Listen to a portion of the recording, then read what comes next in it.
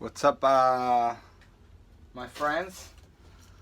I'm gonna do a little video on all my grafting and the Coricia speciosa, the Ceiba, the palo borracho. I've been experimenting with some of these soft wooded trees. As you can see here, I grafted this branch earlier on and this branch, and we talked about branch angles.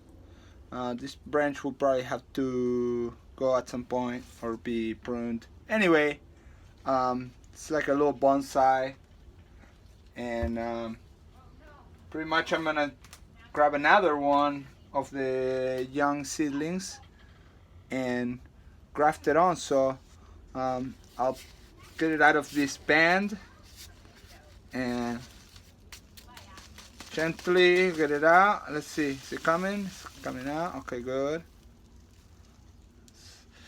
And then, ooh, look at that. That looks nice. Look how thick. Very nice. Okay, so I'm gonna clip it right above there at an angle. That's gonna match where I wanna inject it, where I wanna place it, right? That looks pretty good there, right about there. And then with my little knife, which has been sharpened and cleaned, I'm gonna make a little incision here. Let's look a little lower. There we go. And there, I'm gonna make a mark. I'm gonna make a mark below it, and I'm gonna take a piece out. Let's see. Can we see that? Oh, not bad. Well, kind of. I'm just gonna carve a piece out of this trunk, very indiscriminately. Doesn't have to be perfect. Just has to be a notch that will expose the cambium layers. And what I'm gonna do is try to match them. So I just notch it out. There you go. And see, it's just a little wedge cut. And with this one, I'm gonna try to match somewhat of that wedge. Enough. Try to widen the place where the cambiums will meet. Now, some trees, especially like the rosaceous trees, like apricots and plums, they're very easy to graft when they're dormant. These are incredibly easy to graft as well. I was surprised. And they're evergreen, so you can do them anytime, right? So I just exposed the wood. All right, and I'm gonna place it there. Maybe it needs a little more notching, and try to make it fit. And it doesn't have to be perfect, but it has to fit and match at one point. And then I was always stuck with I need grafting tape. Regular tying tape will work. What you want to make sure is that you have you cover the wound enough so it'll create a airtight seal and air won't dry your scion out. Again, this is the scion, the piece of wood that you're grafting onto the root stock. Okay, so we'll match it again. All right, look, it's already changing in color. It was bright white green color, and now with the oxygen it's being exposed to, it's turning orange. That makes me feel like I should hurry up and seal this rather sooner than later. And I'll just wrap the heck out of it, pretty much. and I will leave it for a couple of weeks. Now the wrapping of it, the grafting tape, what is good for is that it's pretty elasticy and flexible, so it'll be malleable to your fingers. This is a little stiffer, so you have to kind of pull it really tight. Alright, and it's not so pretty. The grafting tape just kind of breaks away as the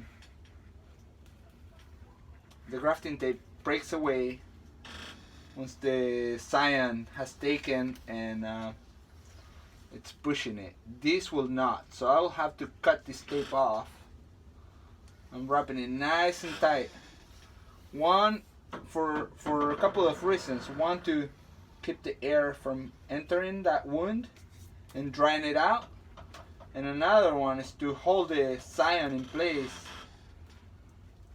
Of course, I will keep this this Frankenstein Ceiba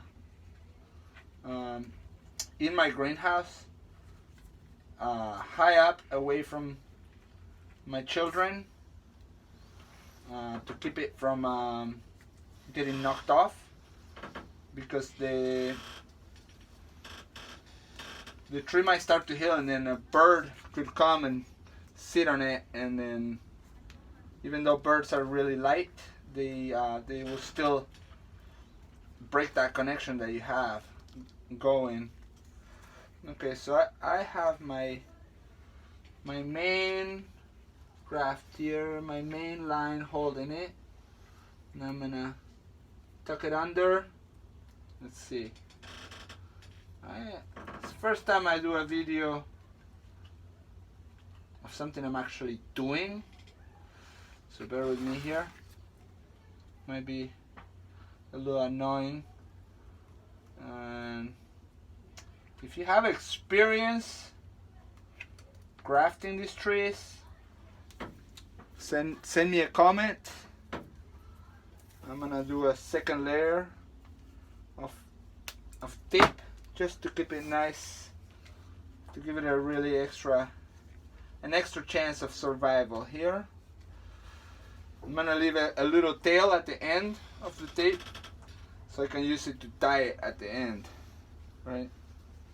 Okay, so what I really want to do now is make sure that I cover all the possible air, all the possible vents. And wrap it. Anyway, I mentioned this before, but I have a great love for these trees. I grew up in Argentina, in the northwestern part of Argentina, in Cordoba, and these trees do well. I believe they're not native from there. I think they're more native of a little more tropical. This I saw in Costa Rica some really nice specimens, ceibas and ceibos, which are not the same species, but they have similar functioning organisms, like the photosynthetic bark. I believe they're even in the same family. One of them is, the ceibo is a pseudobombax, and then the ceiba is a corycia or ceiba, which, you know how taxonomists do, they change the name, they group them into different families, they take them out of that family because they found some genetical matches that are more appropriate. It's okay, we just go with it. You know, maybe once I'm bald and fat and old and British, I can join the IPG and have some say on what to name what. I don't know if I'll ever go there, but anyway, that's it. So it's a little Frankenstein-y, right? It's a branch from a different tree, same species. I haven't tried interspecies species grafting before. I will eventually, but the same species, I've done several experiments and they take well, and I'm excited for that. So anyway, let's check back in a couple months with the same tree, and we can take the tape off together. We'll do an unboxing of the grafting. Anyway, this is going back to its place, and happy Friday if you watch this on a Friday. Cheers, my friends, and plant more trees. You.